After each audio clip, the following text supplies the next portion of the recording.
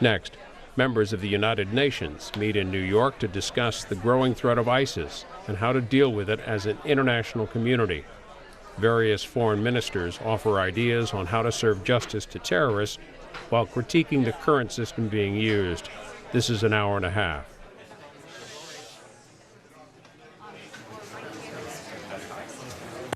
Yes, thank you very much. Please take a seat. It's quite difficult to start the meeting, but we will try because we need to be on time if it's possible at the end of the meeting, if it's impossible to start at time. And so, Excellencies, ladies and gentlemen, it's a real privilege to welcome you today to decide even on fighting impunity and bringing Daesh to justice. Allow me first to address a special word of gratitude to all panelists who have offered to share with us their knowledge, experience, and expertise in this matter. For some of you, this experience is very personal and hard-won, and I salute your courage in being here with us today. Ladies and gentlemen, only a few days ago, we commemorate the attacks on the Twin Towers, just a few miles from here. 6 months ago, my own country, Belgium, suffered grievous attacks. In the last 2 decades, innocent people have fallen victim to terrorist attacks by violent extremists throughout the world, in America, in Africa, in Asia, and in Europe. This scourge concerns all of us. It must be fought and is being fought with the full might of our intelligence, police, and justice systems to bring the terrorists to justice. It must also be fought, and is being fought, with respect for our core values against this ideology of hate that we are facing.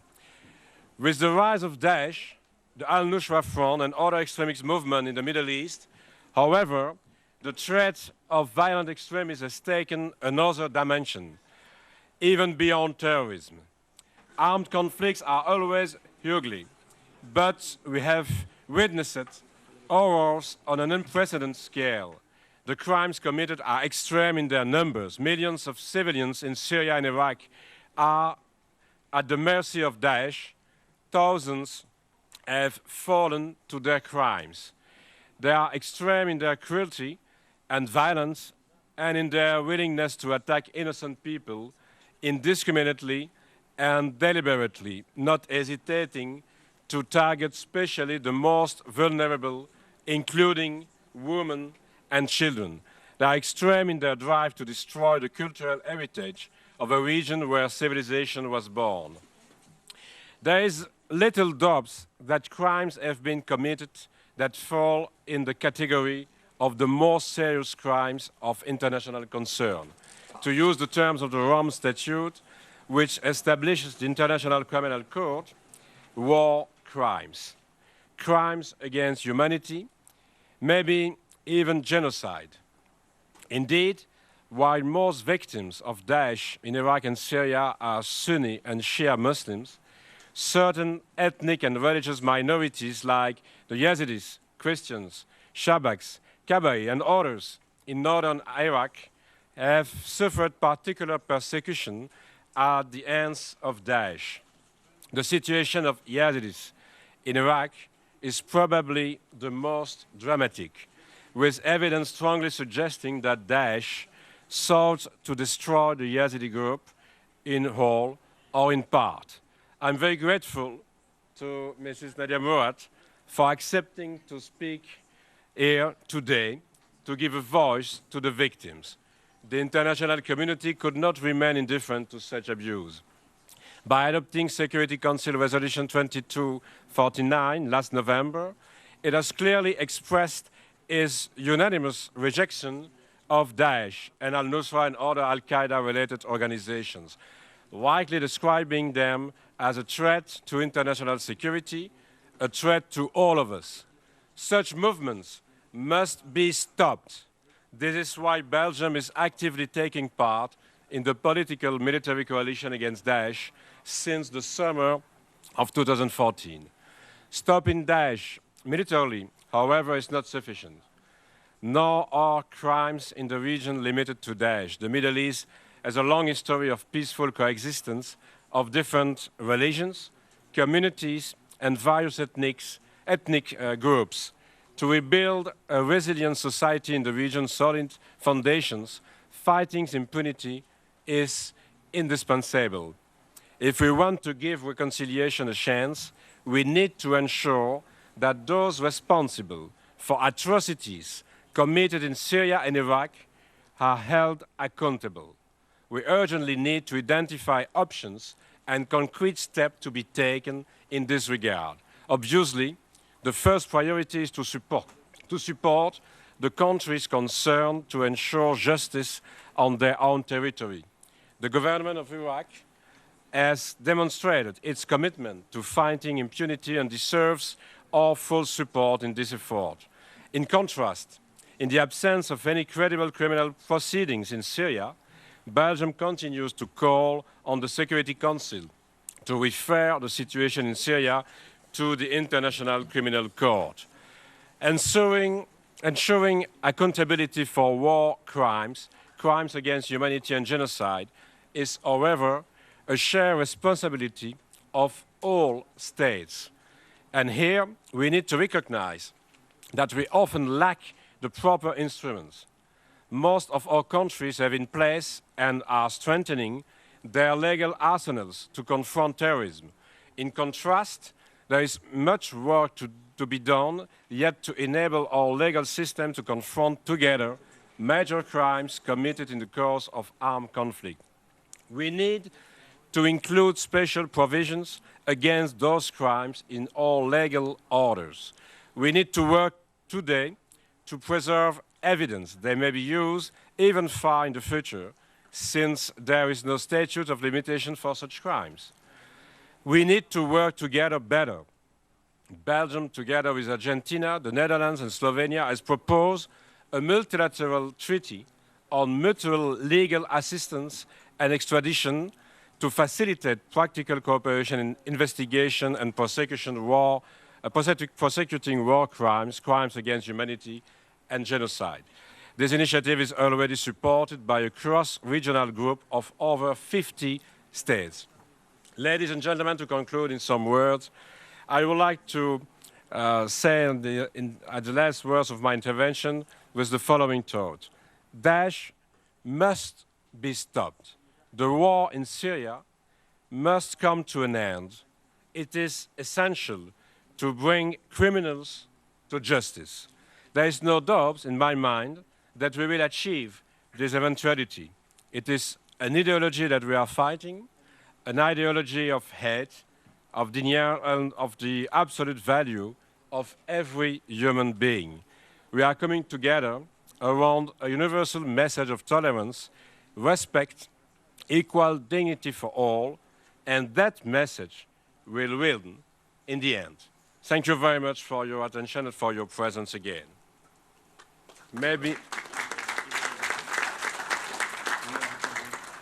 I will now pass the floor to the Foreign Minister of the Republic of Iraq. Ibrahim, you have the floor. Thank you very much.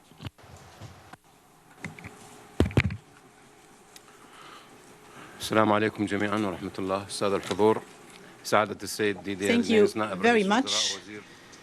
I would like to thank the Foreign Minister of Belgium and also the Foreign Minister of the UK. My delegation is very pleased to see that the United Kingdom and Belgium and also other European states are taking part in this meeting in order to express our international solidarity and to condemn the abject crimes committed by Daesh and in order to bring the perpetrators to justice. This these crimes are, in their essence, trans-border, and that's why they represent a challenge for our legal frameworks. And we have all these extremists who are a challenge to peace and to international peace and security. and they also threaten the stability of states. Iraq has faced waves upon waves of crimes from the terrorist groupings forming Daesh. They are threatening our sons, and they are trying to set Iraqi against Iraqis.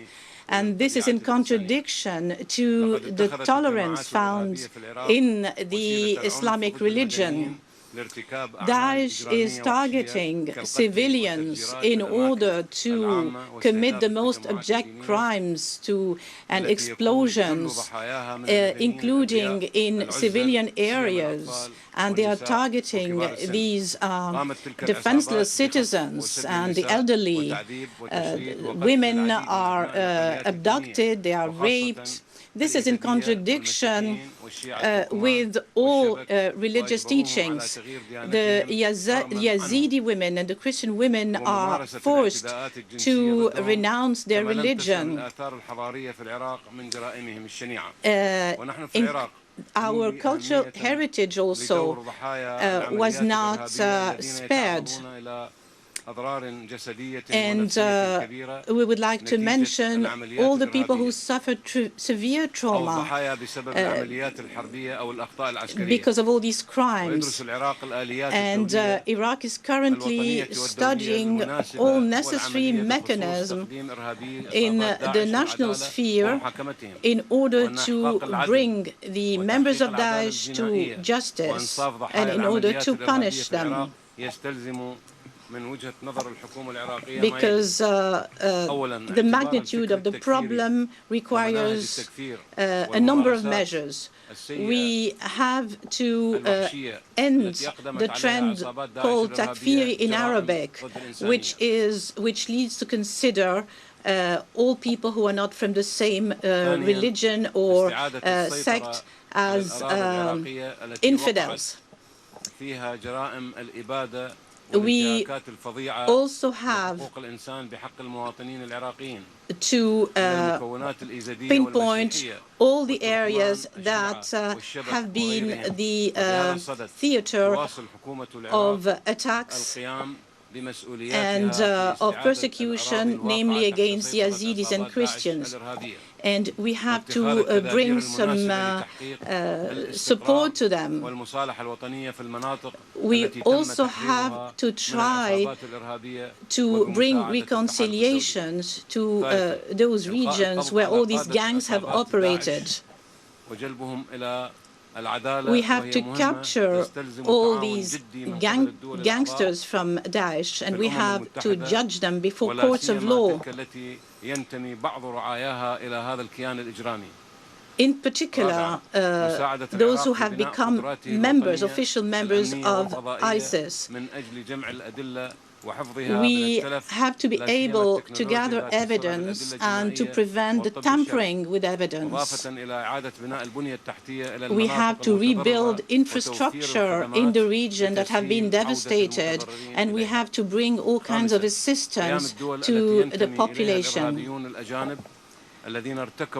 We also have foreign terrorists that need to be captured by their respective governments and punished. There are also collective crimes that have been committed by ISIS, and they should not go unpunished. But we have to redouble efforts. We have to act in solidarity in order to bring those to justice.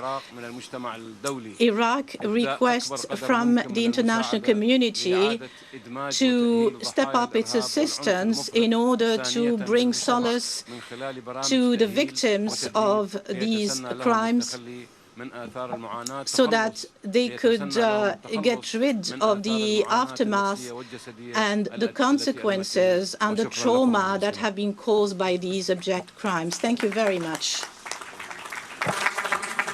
Thank you very much, my dear colleague. And now I pass the floor to the Secretary of State for Foreign Affairs of the United Kingdom. Boris, you have the floor. Thank you very much, Didier, and thank you, Ibrahim. Thank you, all of you, for coming today. Let me begin with one important piece of good news, which is that Daesh in fact, has failed and is failing in its ambition to create a state, its preposterous ambition to create a caliphate in Iraq and Syria. They've been routed on the battlefield.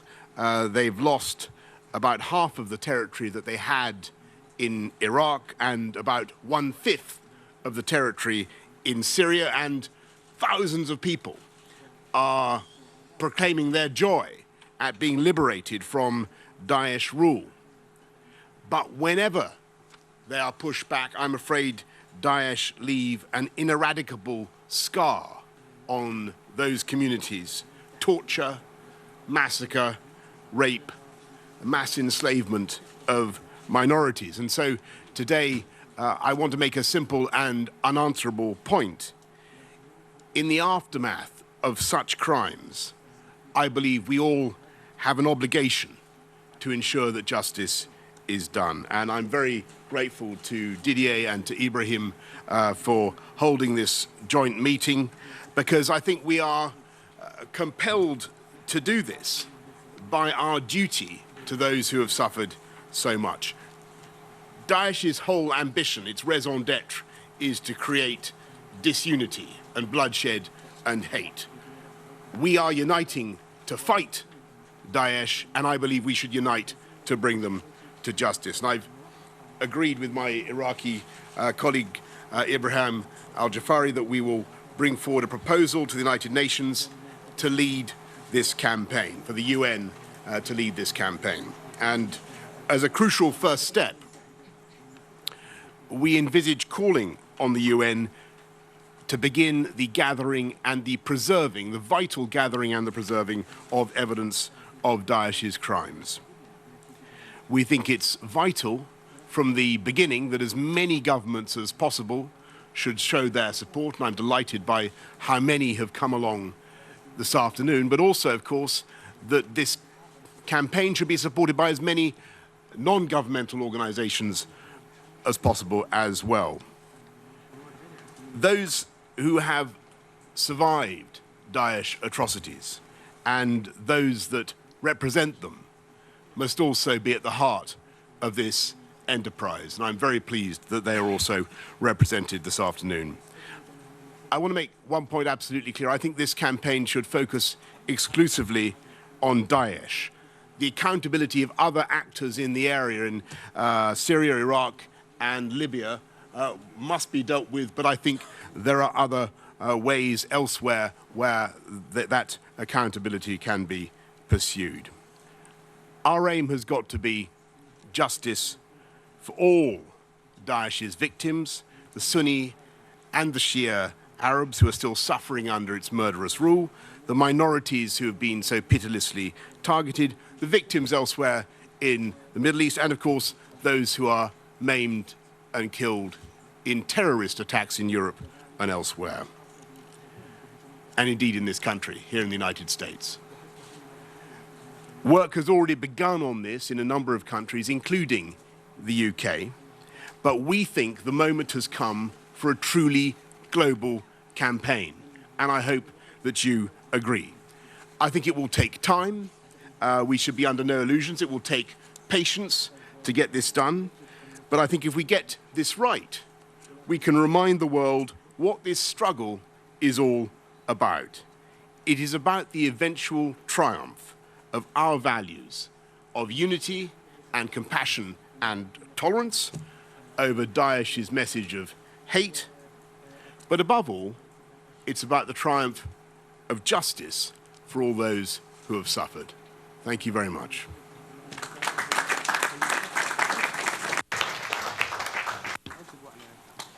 Thank you, Boris. We will turn now to the panelists, and the first one is the High Commissioner for Human Rights, of course, Zeid Ra'ad Hussein. Please, you have the floor. Thank you, Minister. Excellencies, colleagues and friends. I'd like to begin by thanking the Secretary of State for Foreign Affairs of the United Kingdom of Great Britain and Northern Ireland for sponsoring this panel, along with the foreign ministers of Belgium and Iraq. I'm honored to be on this panel with Nadia, Murad, and Amal Clooney. This event, the fight against impunity, bringing Daesh to justice, rightly highlights the gross violations and horrific abuses of human rights committed in Iraq. Last month, my office and UNAMI issued a report entitled A Call for Accountability and Protection, Yazidi Survivors of Atrocities Committed by ISIL or Daesh. It documented systematic and widespread sickening abuses committed by ISIL based exclusively on ethnic, religious, or sectarian identity, including killings, abductions, the most repugnant kind of slavery, torture, sexual and physical abuse, and the deliberate siege and starvation of entire communities. Thousands of Yazidi women, children, and men remain captive or are still missing or displaced. These may well amount to war crimes, crimes against humanity, and also very likely genocide, given notably the statements repeatedly made by Daesh that it seeks to annihilate the Yazidi either by forcing their conversion or by putting them to death.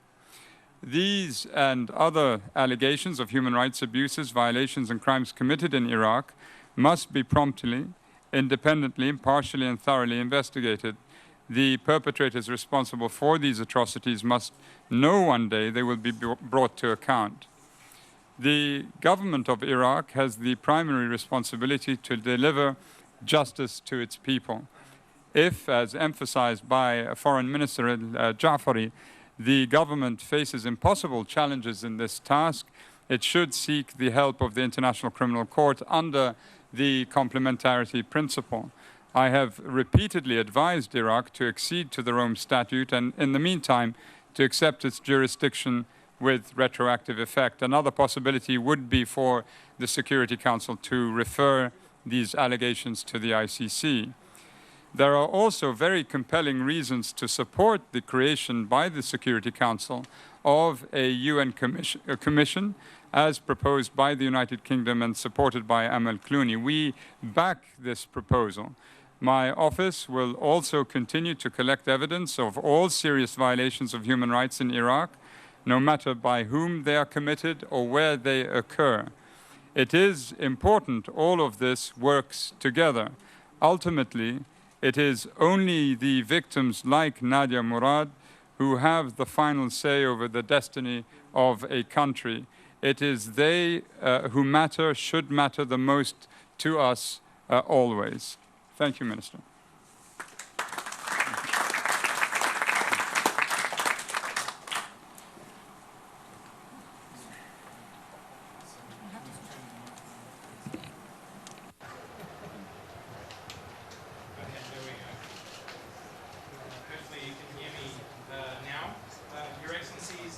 Yes, ladies and gentlemen, I'm Dr. Simon Adams from the Global Center for the Responsibility to Protect, and it's my honor to moderate the rest of this discussion, and I want to congratulate everybody on fitting into this room.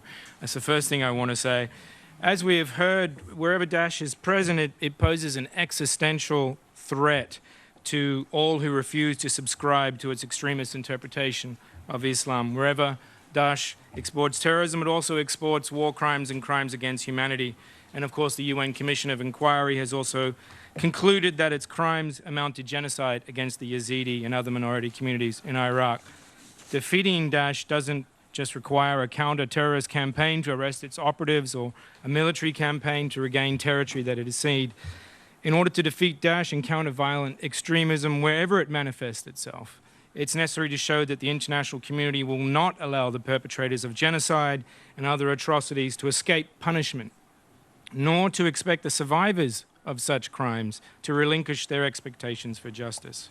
In 2005, of course, under the shadow of the genocide in Rwanda and Srebrenica, the governments in this room made a solemn commitment to uphold their responsibility to protect vulnerable populations from mass atrocity crimes. And a campaign to bring justice to the victims of Daesh is wholly in keeping with that commitment. And in that context, I'm proud to call the next speaker, both a friend and a colleague. Nadia's courage is a source of inspiration, and she is in many ways representative of what Daesh most fear, an intelligent and resilient woman whose story and survival is a direct challenge to everything that they stand for. So it's an honor to now give the floor to Ambassador Nadia, Murad, Basee, Taha.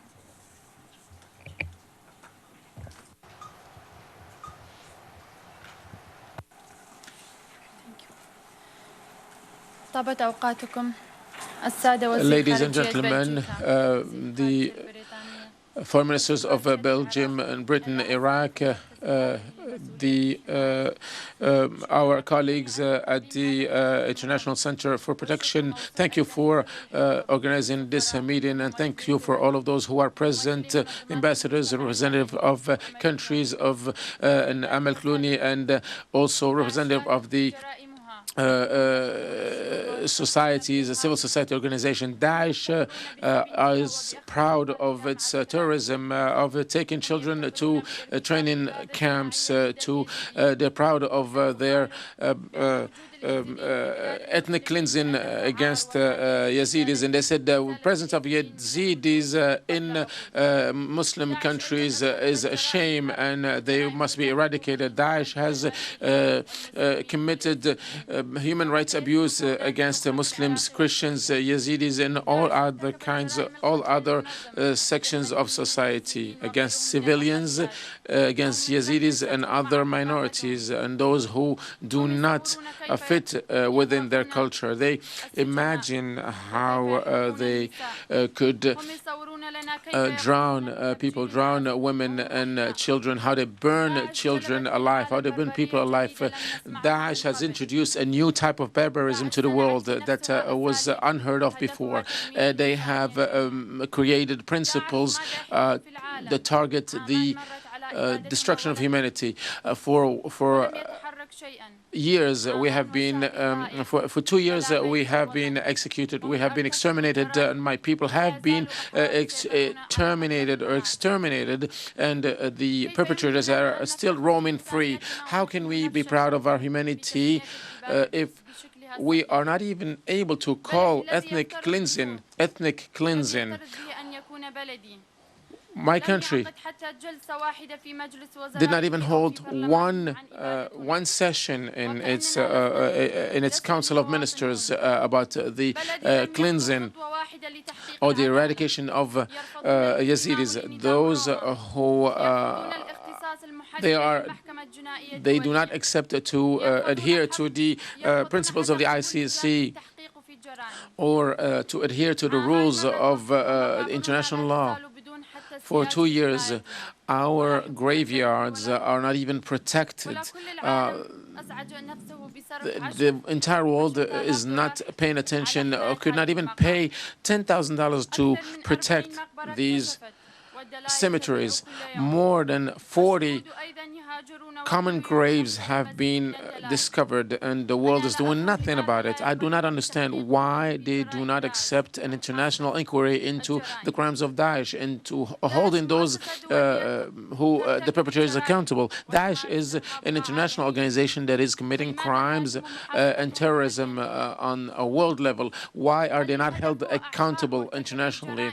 Is the objective to is impunity the objective? I'm asking myself, I'm wondering why a person like me, a survivor like me, is knocking on the doors of the international courts to get justice. Isn't the Security Council a council to protect the people? The international country, the ICC wasn't formed in order to protect the civilians. The Daesh, local Daesh members are responsible for the rape of thousands and the kidnapping of thousands, and up till now, not even one Daesh member has been subjected to justice, whether in Iraq or any other country, for the perpetration of crimes against the Yazidis. There was no national or local or international inquiry about this, and there was no tribunal locally or internationally. I cannot understand this. How are they not held responsible? Those barbarians, or why are those barbarians not held responsible internationally, so that those who come after them understand and learn the lesson? All the members of the United Nations are committed to prevent genocide. And based on the UN Charters in 1948, I'm here to call upon holding the Daesh perpetrators of terrorism accountable. I demand that Iraq calls upon the United Nations Security Council to start a new inquiry to hold an international tribunal, a special tribunal for Iraq to stop the extermination of my people and to stop terrorism against all the people. Thank you.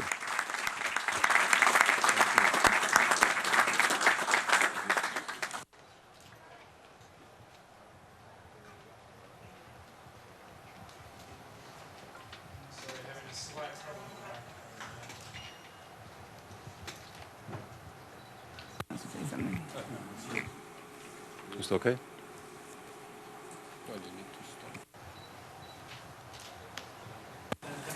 Use this one. Sure. Okay.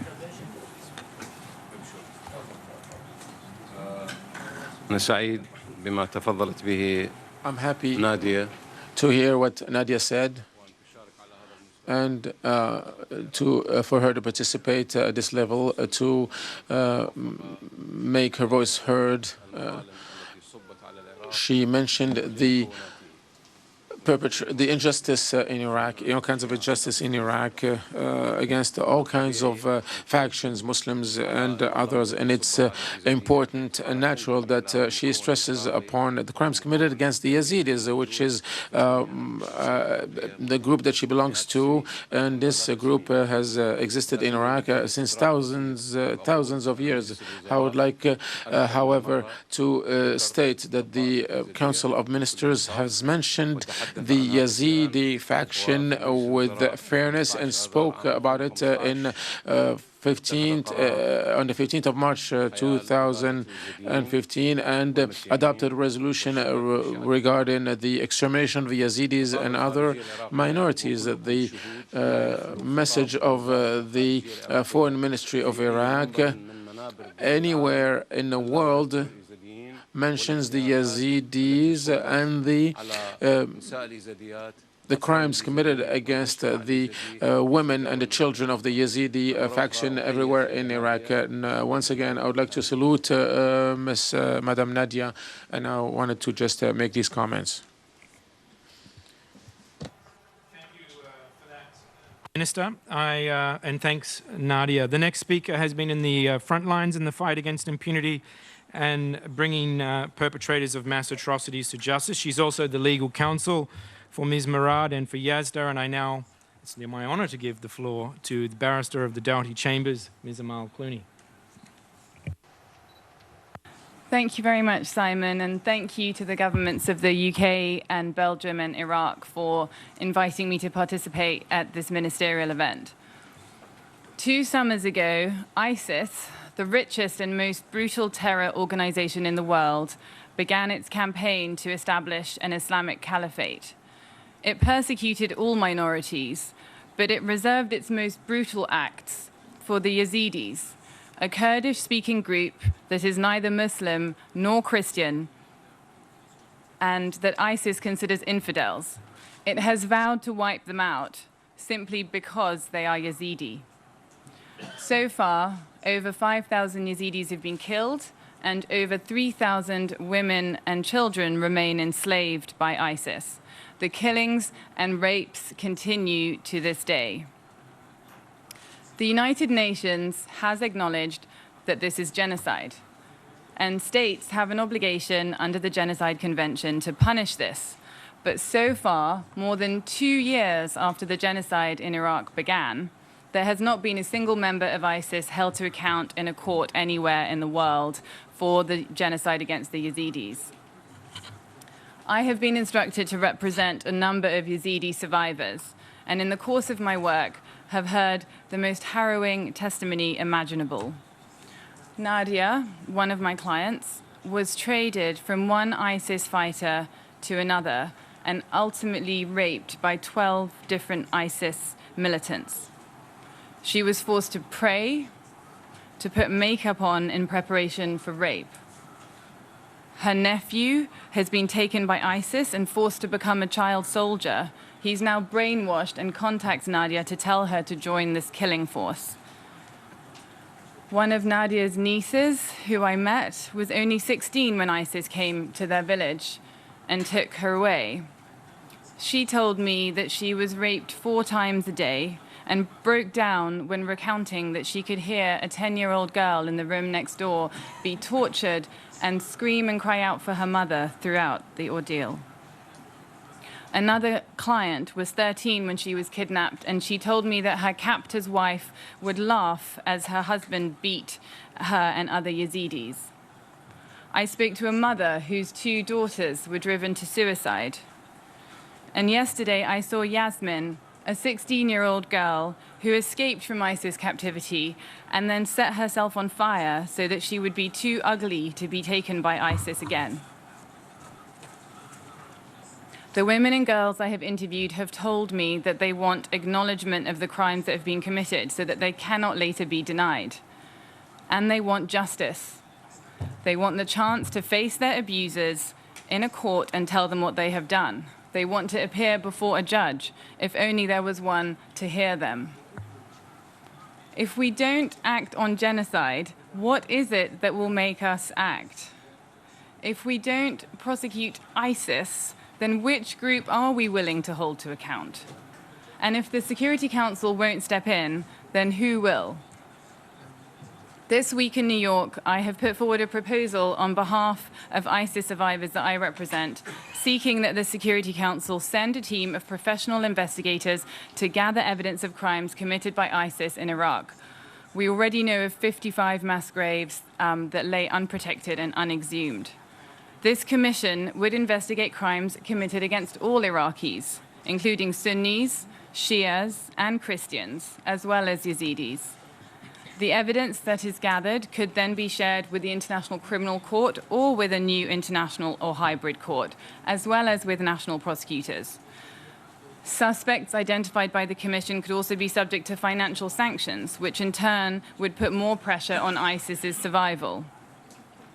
Nadia and I have met with the Iraqi government, with the President of the Security Council, representatives of the UK, US, Russia, and France. I have met with the EU and UN officials and NGOs. All of them have been supportive of the idea that the UN should now play a role in gathering evidence of these crimes. And I was very happy to hear the UK Foreign Secretary also specifically back this same proposal this afternoon, and was also happy to hear the Iraqi Foreign Minister call for a greater international role.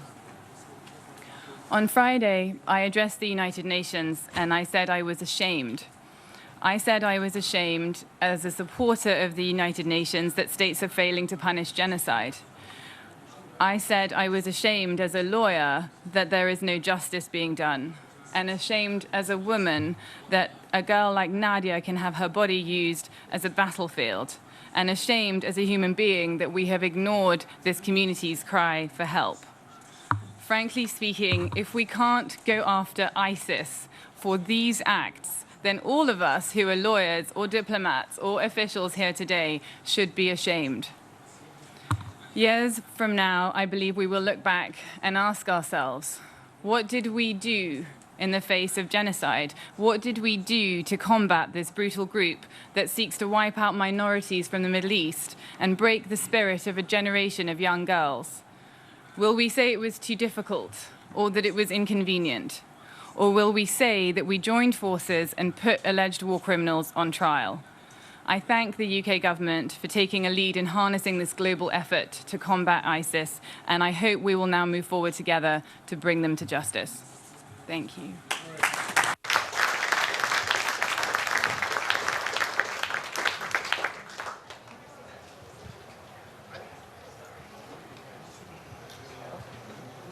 Is there... It's on, okay. I'm sorry, we are also running very horribly over time, and there are a lot of ministers who want to speak, so a very brave effort by my behalf to ask foreign ministers to limit themselves to 2 minutes in their interventions. But I now call on the Deputy Prime Minister and Minister of Foreign Affairs of Jordan.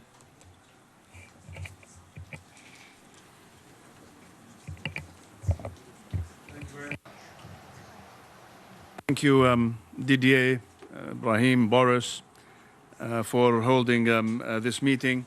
And thank you to the panelists, to Zaid, and thank you, Amal, for your superb work and for the passionate plea that you just made. And I hope that we can all heed the call and do what we have to do. But most importantly, I think when one hears Nadia and one imagines the horrific ordeal that she and her people have been through, written statements and speeches and conferences become extremely trivial, secondary, and almost insignificant. But we have to, for the sake of humanity, continue our work to try and avoid more of this happening, and it is happening, unfortunately. We have this fight against Daesh, which is ongoing, the military fight, the attempt in the context of this initiative to fight against impunity and to bring them all to justice, but also the prevention in the future. There are other Daeshes out there, and as we keep reminding the world, it's all connected, and the approach has to be holistic. It's not just Daesh. If it's not Daesh, it's Al-Qaeda. If it's not Al-Qaeda, it's another terror group, and they're there all over the place. And I appreciate what Amal was saying in terms of minorities and what we're all referring to as minorities. I'd like to think of them, well, for the context of what we're talking about, they are minorities, but they are components, they're essential components of societies in our part of the world, whether in Iraq or in Syria or in other countries, in my part of the world or elsewhere. They are essential components of that mosaic that we're so proud of. So we find ourselves these days meeting in one conference or another related to Daesh, trying to see how we can protect ourselves and our respective communities from cultural rape to the rape of our heritage and our archaeology and our history and our religious communities and our ethnic components and the fight. You're right, Boris. I mean, the fight is effective. The fight is producing results. Daesh is on the run, but it's not gone. And we have to, I think, work on the prevention. We have to address the root causes of conflict and try to resolve them, because they're the breeding ground for terrorism and extremism and all the atrocities that are committed, not just in the name of Islam by these outlaws of Islam, but in the name of many things that we have absolutely nothing to do as a civilized world. So I think we have to do what has to be done. The rule of law has to be applied. There has to be intelligence sharing. There has to be criminal data exchanges. There has to be an application implementation effectively of 2253. We have to pursue not just Daesh, but Daesh affiliates and everybody who deals with Daesh or the sale of artifacts or the sale of human beings. We have to make sure that everybody is held accountable. I'm sorry, I started by saying that maybe conference mania is becoming a bit too much, but it is important for all of us to continue talking to each other, to continue coordinating, and to address this whole disaster in a holistic way. Thank you very much. Thank you, Minister, and I now call on the Foreign Minister of Canada.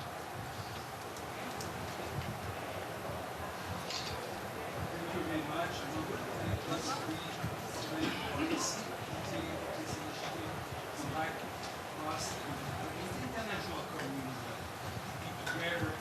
Sure that Daesh will be brought to justice, and I approve all your initiatives and the one of Madame Clooney. I just want to describe what I did myself on behalf of Prime Minister Justin Trudeau.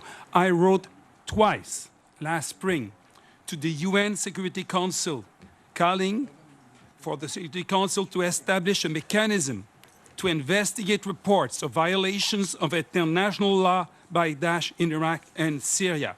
First letter was the May 30th. In this letter, I mentioned that these atrocities must be investigated and a legal determination made by a competent court. The perpetrators of these crimes must be held to account. And I mentioned what Mr. Alderson just said. In March 2015, the Office of the United Nations High Commissioner for Human Rights released a report which concluded that there is evidence to suggest that Daesh may have committed war crimes, crimes against humanity, and maybe even genocide in Iraq. The report called for an independent investigation and for the UN Security Council to consider referring the situation to the International Criminal Court. The government of Canada agreed with that, and it's why I wrote to the Security Council. In addition, the UN Secretary General Special Representative for Iraq, Mr. Jan Kubis, briefed the Security Council that more than 50 mass graves have been discovered so far in areas of Iraq liberated by Daesh control. And then he called the international community to take steps to ensure the accountability of members of Daesh for the atrocious crimes perpetrated. In addition, Iraq's permanent representative to the UN, Mr. Mohammed Ali al-Hakim, also urged the Security Council to set up a specific legal mechanism for investigating and bringing to justice the criminal of Daesh. So Canada, therefore, asked the Security Council to act pursuant to its primary responsibility for the maintenance of international peace and security by establishing a mechanism to investigate report of violations of international law by Daesh in Iraq and in Syria to determine whether these violations constitute acts of genocide. Okay, I stopped there, but I have that May 30th. I wrote a second letter. June 16. Why? Because the United Nations Human Rights Council concluded that in the case of Yazidi population in Sinjar, it is a genocide. So Canada recognized that as a genocide. And we invite everybody to do so. I understand that we need to be careful about genocide. Not all atrocities are genocide. But here we have a report concluding that in the case of the Yazidi, it is a genocide. So why are we waiting to recognize that a genocide? And what the United Nations Security Council is waiting for. So the international community should go all together and to ask for these crimes to be properly investigated. Thank you, Minister. And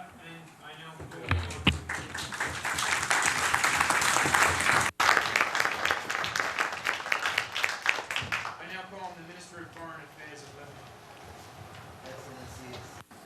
Lebanon. Dear colleagues and friends, we must put an end to the Daesh totalitarian project.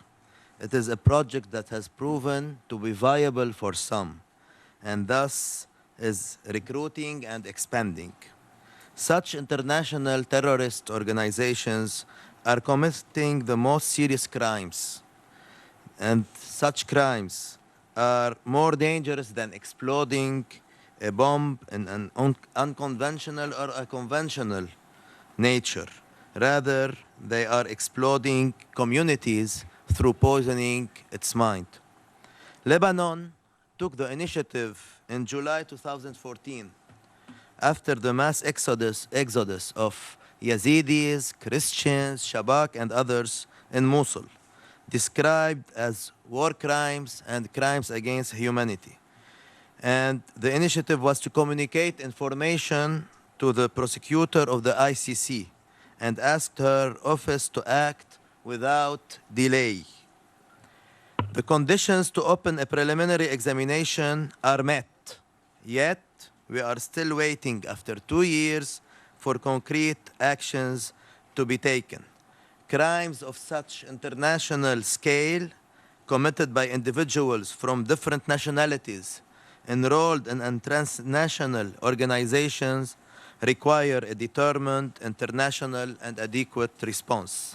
Since 2014, we witnessed many coordinated UN security resolutions on terrorism, on Daesh, on foreign fighters, and we witnessed as well several uncoordinated prosecutions at the national level. and we have fallen short from eradicating the threat. The Daesh project is still alive. Rather, it is flourishing. Don't look at its geography. Look at its popularity. It is time to destroy the nocive ideology, to strip the ideological sponsors, to lift the veil on the financing of such groups, and to take well-coordinated measures on the judicial level, so that each perpetrator and terrorist knows that he will not stay at large and his sponsor will not remain unaccountable. The mass displacement of populations, the deliberate targeting of ethnic and religious groups, and the prosecution of all minorities are leading to the chaotic recomposition of the region, leading to ethnic and religious entities that will keep on fighting each other and raising the level of extremism on all sides. These crimes should not remain in silence. Those criminals should be silenced. And the consequence for the inaction to lead to the end of the diversity that characterizes the region. A perfect chaotic situation for the reigning of Daesh spirit. Lebanon's model, that of diversity, is the anti-model of Daesh. The cradle of civilization and humanity should remain. Our duty is to bring those threatening it to justice. Our goal is to bring justice for all, without discrimination. Justice for Yazidis, Christians, Sunnis, Shia, and this is how justice can prevail. Thank you.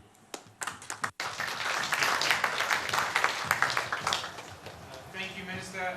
And I now call on my fellow West Australian, the Australian Minister for Foreign Affairs, Julie Bishop. Ministerial colleagues and friends, Daesh has inflicted terrible harm on individuals, families and communities across Iraq, Syria and beyond. Its atrocities contravene international law and are an affront to fundamental concepts of morality.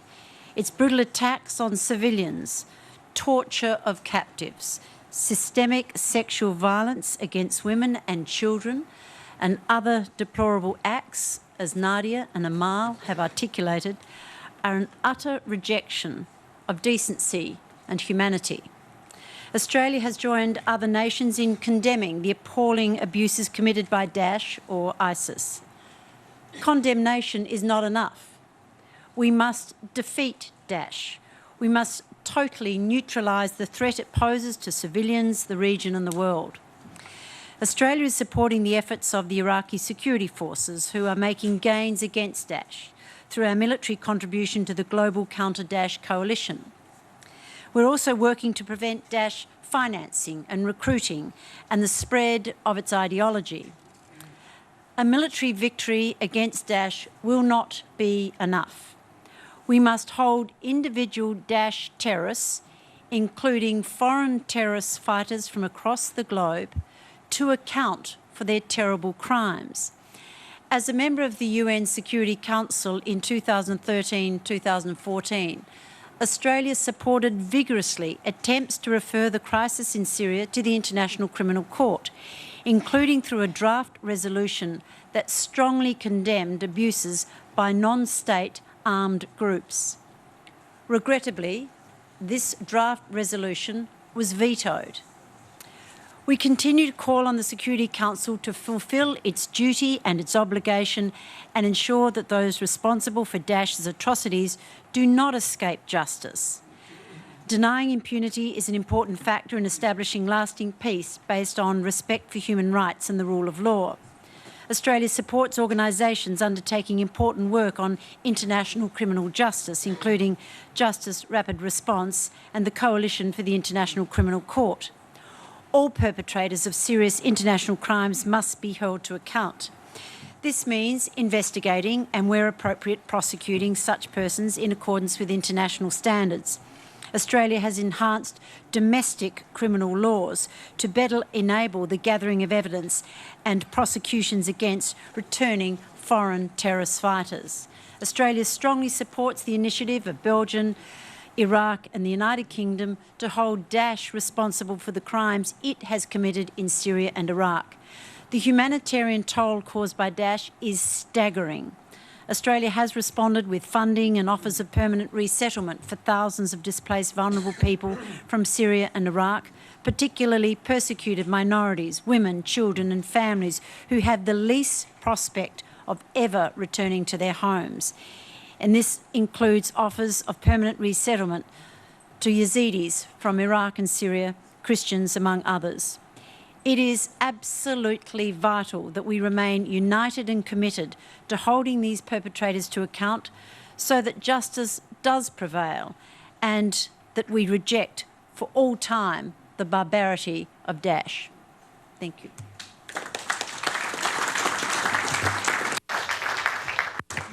Thank you, Minister. And could I just remind participants, we only have about 10 minutes left, and we still have quite a few speakers. People will understand, of course, the problem getting into the room, but I suspect there will be an invasion also if we don't get out of this room on time. So I now call on the Foreign Minister of Senegal.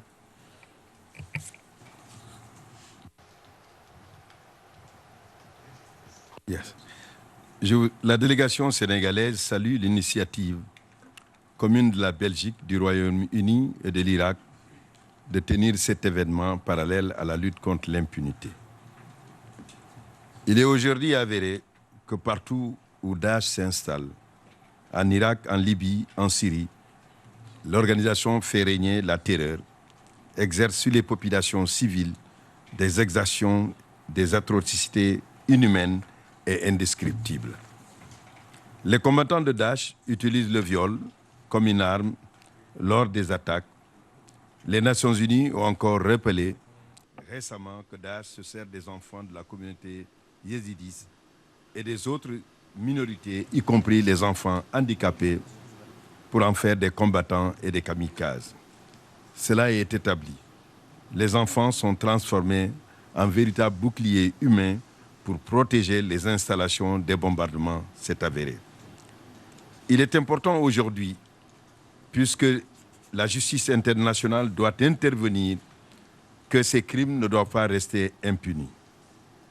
Et c'est pourquoi la délégation sénégalaise estime qu'il est important aussi de ne pas s'intéresser seulement à Daesh, mais de s'intéresser à tous ceux qui commettent les mêmes crimes, Boko Haram, AQMI et j'en passe.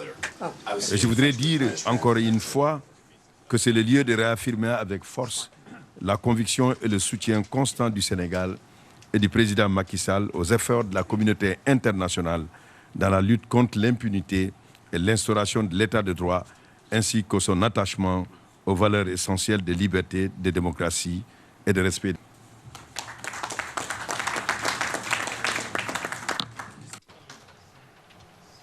Merci beaucoup, Minister. I now call on the Minister of Foreign Affairs and Trade of Hungary. For the floor, Didier, Ibrahim and Boris, thank you very much for putting together this panel. Here I don't want to speak as a representative of a European country which has been hit by migration, which is partly because of activities of ISIS, but I would like to speak as a representative of a Christian country. And I totally agree with Mrs. Murad saying that we have to name things as they are. Instead of hypocrisy and political correctness, we have to call challenges and things as they are. And I would like to emphasize that according to our understanding in Hungary, ISIS is a threat on the Christian civilization. And here I would like to share an enormous concern that the persecution of Christian communities in the Middle East region is a development which the world has to address finally. Unfortunately, so far, we were a little bit hypocritical on that. When we started to speak about persecution of Christian communities, we were always said, oh, look, let's speak about religious minorities, which is right. We have to speak about that as well, but we have to be very honest as a representative of a Christian country that ISIS is a threat to the Christian communities and the Christian civilization. And from this position, I would like to say, Boris, that and Didier and Ibrahim, that crimes against the Christian communities must not remain unpunished. And after any crimes against Christian communities, we have turned to the International Criminal Court, And regrettably, I have to tell you that no response arrived. We have turned to the Prosecutor General of ICC in order to investigate the crimes against Christians. No response. And I think it's totally unacceptable from officials not to react on such kind of issues. We were among those countries who turned to Security Council in order to cite these issues to ICC in this regard. And now I think it's time to renew this initiative. Thank you.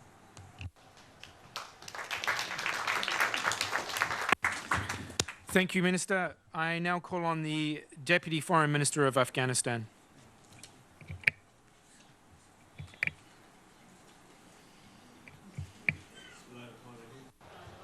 Can you hear me? Yes, I can, for sure.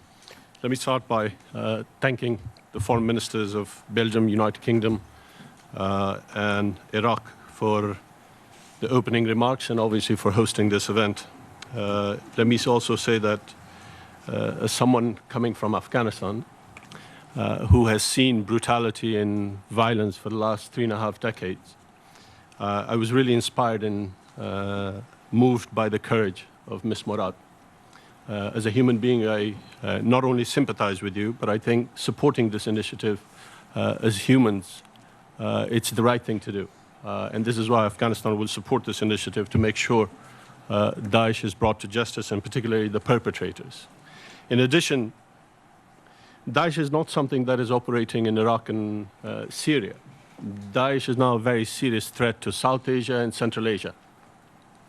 It is now particularly recruiting, it is brainwashing the youth of South Asia, and it's also creating division between different ethnic groups.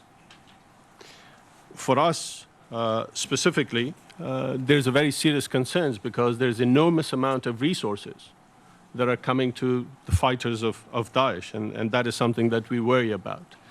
In conclusion, the one point that I would like to make is that individually as a country, we cannot deal with Daesh, and this is why I think coming together and sharing experiences with one another is the best way to move forward. Thank you. Thank you, Minister. And I now call on the Deputy Foreign Minister of Norway.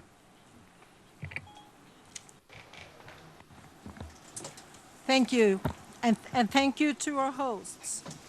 It is crucial to show that parties to the conflict, including ISIL, cannot act with impunity. We owe it to Nadia, Murad, and all the others who have suffered under their yoke. Norway is making significant contribution in the region, and one of our priorities is empowering the survivors of ISIL's crimes, such as Nadia.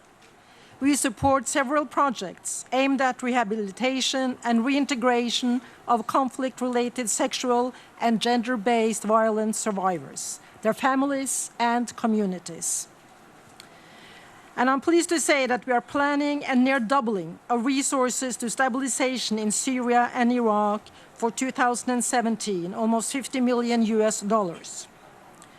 Norway has supported the Commission for International Justice and Accountability. And since 2014, we have advocated that the Security Council should refer the situation in Syria to the ICC, and that international crimes committed by actors on all sides of the conflict should be investigated. And we still stand by this demand. Thank you.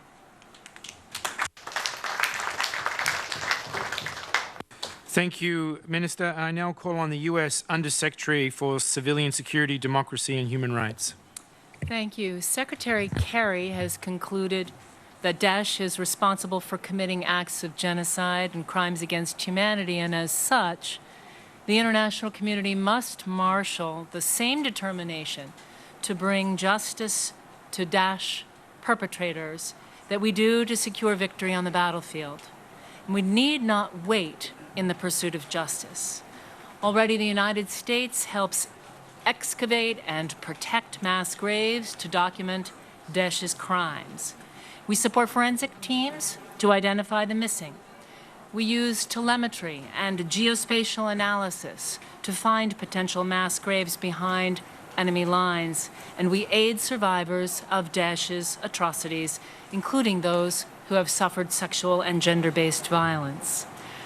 Ultimately, the full facts about Daesh's atrocities must be brought to light by an independent investigation and formal legal determination by a competent court or tribunal, and we look forward to partnering with other governments to find the best mechanism to ensure truth and accountability. And however we proceed with this initiative, we must remember that Daesh's crimes are not constrained by borders, and that Daesh is not the only perpetrator of atrocities in the areas that are contested. So the United States supports efforts to hold accountable all perpetrators of atrocities, regardless of their creed or affiliation, through fair, credible trials in Iraq, Syria, and beyond. This is essential because where justice is absent, or where it only applies to some, that's where violent extremism can take root and grow. And the promotion of justice is therefore not only a moral imperative, but a strategic imperative. Together, we must build political will, strengthen the relevant institutions, and empower the brave individuals like Ms. Murad to show Daesh and to show others who would perpetrate atrocities that justice is never beyond reach. Thank you. Thank you for that, for those remarks, and I now call on the Deputy Undersecretary for the Minister of Foreign Affairs of Turkey. Thank you, Mr. Chair.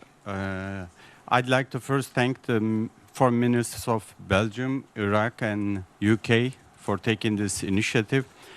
Well, we are, as Turkey, we are fighting on different fronts, not only against Daesh, but also Al-Qaeda, PKK, YPG. So, and we think that we would like to reiterate that a terrorist group cannot be regarded legitimate just because it fights another terrorist group. And we've been, for the past 5 years, we've been underlying this in order to protect our military victory against Daesh. We must ensure that all grievances are remedied and new fault lines be avoided. Well, we are fighting militarily against Daesh. We are cooperating very closely with our coalition partners.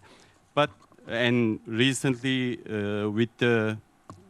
we have had positive results from Operation Euphrates Shield. We have been successful in sealing our border with Syria.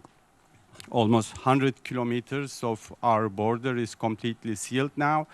But we have to continue our fight militarily, but at the same time, we have to bring these terrorists before justice. We have so far detained close to 4,000 people. 1,700 of them are foreigners. And bringing these terrorists before justice is our priority. But putting them in prison is not the end of the story. We need to develop good monitoring and even better de-radicalization and rehabilitation capacities. This morning we were discussing this within the context of GCTF discussions. The prevention, go to the root causes of this. Because if we don't do this, then new Daesh terrorist groups can come to life.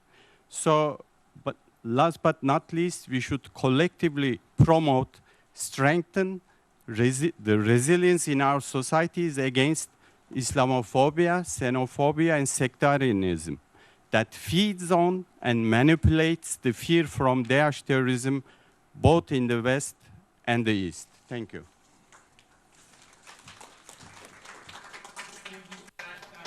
Here we're very close to being out of time, but we're now a couple of speakers left. We're going to hear from the EU Counterterrorism Coordinator. Nadia, does it work? I'm very moved by your testimony, but even more impressed by your moral leadership. The European Union fully supports your initiative, Mr. Ministers. We have to do it for the sake of justice. We owe that to the victims, to society, to the families. But we have to do it for the sake of counterterrorism, because by doing that, we de-glamorize the Daesh rhetoric, and we show that these people are ugly criminals. So just an additional argument. The EU does its maximum to help you in this respect by pushing our member states to have the most up-to-date legislation covering all aspects of terrorism, by increasing information sharing between security service and law enforcement agency and maximizing our different agencies, Europol, Eurojust. By the way, Eurojust has a network on genocide which can be helpful in this respect. And finally, on helping third countries to build their capability. We are helping Iraq. We try to help to secure evidence in Syria. But I just want, and I'll be short, mentioning two challenges we will have to collectively address. First, have a better access to digital evidence, because in most cases, the only evidence we have to show that someone was fighting alongside Daesh or Jabhat al-Nusra is a digital, an e-evidence, and we have to make it easier and faster to get access to this evidence. And the second one is we will have to define a common way to handle the returnees, these foreign terrorist fighters. If and when there will be an agreement in Syria, we will have to handle that in a better way. We left the Mujahideen at the late 80s into the wild, and which is the start of the problem that we are facing today. Thank you very much. Thank you for that. I now call on my friend and colleague, the Secretary General of Amnesty International. Thank you, Simon. And thank you to the organizers of the event for giving me an opportunity to speak here. We have issued a joint statement from Yazda, which is a Yazidi organization working with Nadia, with the FIDH and some other colleagues, about which it's gone online, and please do look at that. I'm speaking specifically as Amnesty International here. I was recently given access to Iraq, and I thank the Foreign Minister and the Prime Minister for that. And I had an opportunity to hear around Fallujah and also in the Kurdish region directly from victims and survivors from the Yazidi community and others on how much the brutality of the so-called Islamic State has affected them. Unfortunately, those Yazidi women and girls who escaped have not got the kind of support that they need either. So there are many, many challenges, and there is no question that there is a widespread breakdown in trust. The Yazidi community feel that those who have to protect them are not protecting them. So we have a big, big challenge. Just to give you an example, Basima Darwish, a 34-year-old mother, is in indefinite detention by the Kurdish regional government since 2014 because she's accused of complicity with the Islamic State. So it's absolutely right that the Islamic State is held to account for their crimes against the Yazidi community, but also far beyond that. But we know for a fact that accountability cannot be partial. Accountability of authorities in Iraq and Syria is equally important because the crimes under international law go far beyond those committed by one or two actors. The Speckler case, for example, where 36 men, in our view, were executed after a flawed trial with confessions extracted under torture, is one example of that. So national authorities should first and foremost ensure justice and accountability, ensure victims have access to effective remedies, but we are far from that situation. They are not able to do that, and sometimes they're not willing to do this. I raised this with Prime Minister Abadi and with President Barzani in the Kurdish regional government recently. Some of the perpetrators are also in Syria, and so we shouldn't forget that this cuts across Iraq and Syria. So international justice mechanisms are relevant, but we know that neither Syria nor Iraq, as High Commissioner Zaid just mentioned, have ratified the Rome Statute. They should do that immediately and accept ICC jurisdiction from 2002. The Security Council should stop playing politics and actually make sure that they take care of their responsibilities. All governments should exercise universal jurisdiction over those committing crimes under international law. The hybrid court proposal is good as long as it's impartial and independent. And I want to just say one thing in closing, that the post-Daesh Iraq Iraq that we're talking about will have to be survivor and victim-led.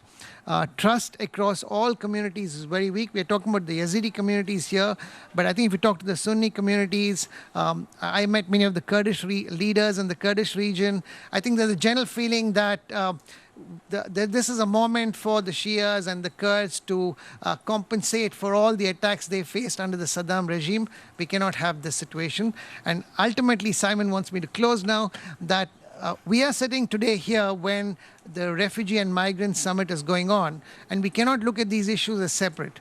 If we treat this issue of, we have to understand that those who are fleeing from war and persecution have to be treated with dignity and rights. Rich countries should accept more refugees into their country. If we treat this as a war against Islam and not the Islamic State, then we are going to have a lot of trouble in the future. Thank you.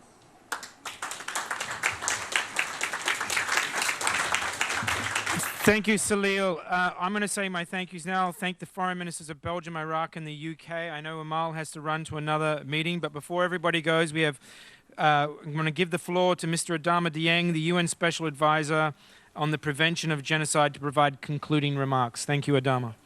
Thank you very much, Simon.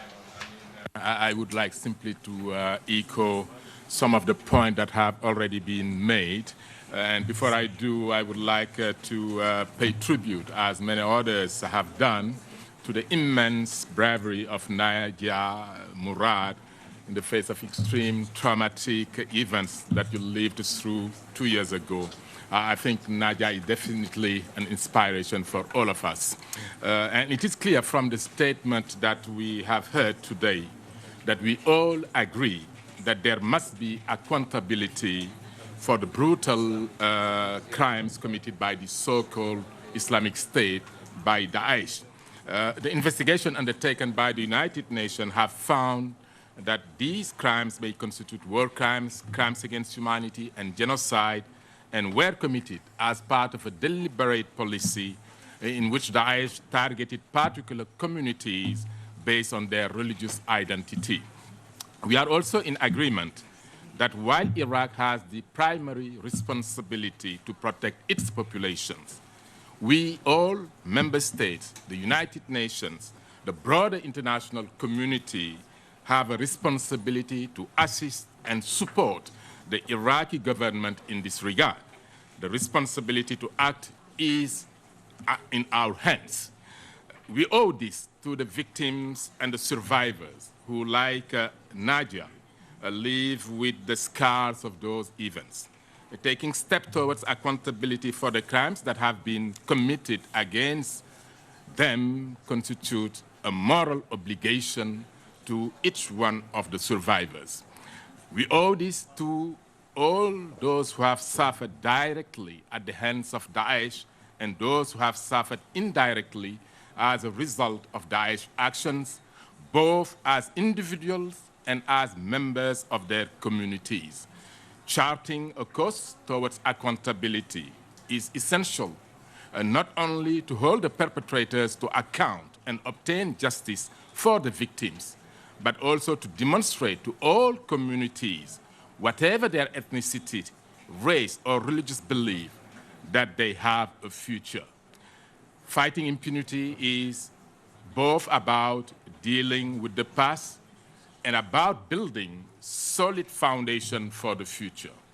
In Iraq, the commission of serious violations that may constitute atrocity crimes has undermined the social fabric of the country.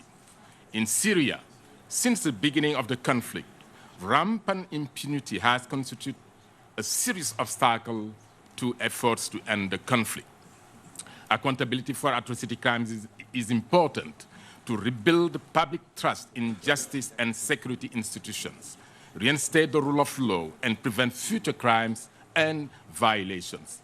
And I do hope sincerely that measures will be taken also so that the perpetrators of the serious crimes committed in Syria are brought to justice, and it is urgent.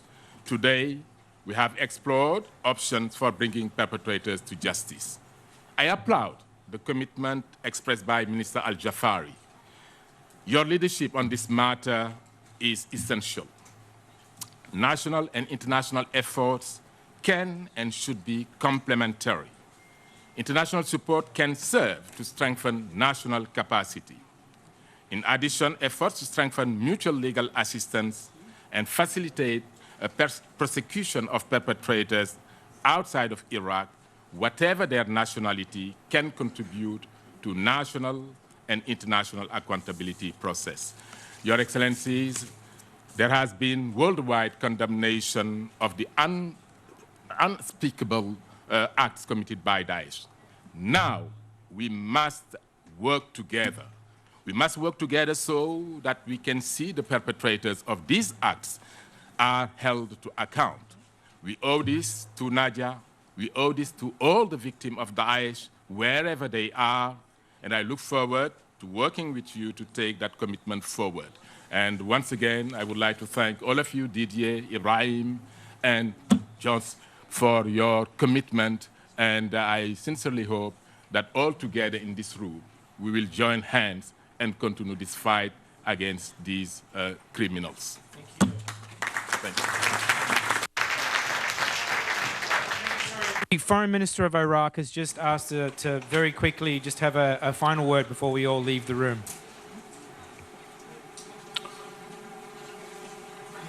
لا أكتمكم مشاعري العميقة. I would like to express my thanks, my deepest thanks, for your world of sympathy and support for all the suffering of Iraq, and we are deeply appreciative to you for your position. But solidarity is a first step. It's not enough. We need to have a working plan because the crimes of ISIS are all-encompassing. They covered all spheres of life and activity in Iraq. I am speaking of some young girls, Shiite young girls, who have been burned alive, torched alive after being raped.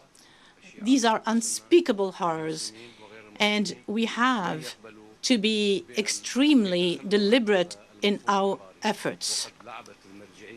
This is our civilization that is at stake. This murderous group is not leaving any stone unturned in order to destroy the roots of our civilization. It is stepping up its barbaric acts.